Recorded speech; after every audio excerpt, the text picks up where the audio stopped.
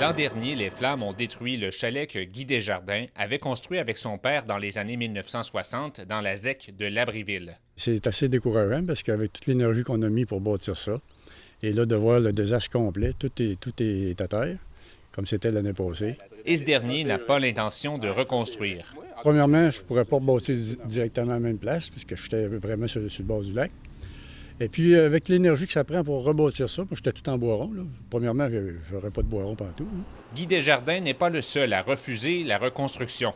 On sait que sur la ZEC, 21 des 98 chalets ont été complètement démolis par les flammes. 12 propriétaires de chalets ont reconstruit ou sont en train de le faire et 14 réfléchissent à cette possibilité. Alors, ça a été très difficile pour les membres et les gens ont été inquiets aussi, et j'en suis, à savoir est-ce qu'on serait capable de se relever de cet incendie-là. Coup dur pour les propriétaires, mais aussi pour la ZEC, qui a dû fermer pendant plusieurs semaines. Finalement, ben oui, on est en train de se relever de cet incendie-là et les gens, ben oui, sont soulagés de voir que la ZEC et son conseil d'administration ont continué de travailler pour que la ZEC reprenne son rythme de croisière.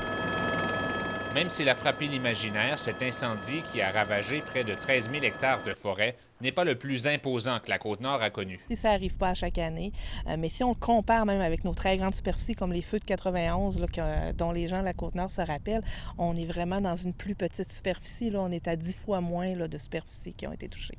Avec la forêt qui va se régénérer au cours des prochaines années, la ZEC reste optimiste face à son avenir et a même lancé un projet de yourte pour diversifier ses revenus. Olivier Roy-Martin, TVA Nouvelles, Forestville.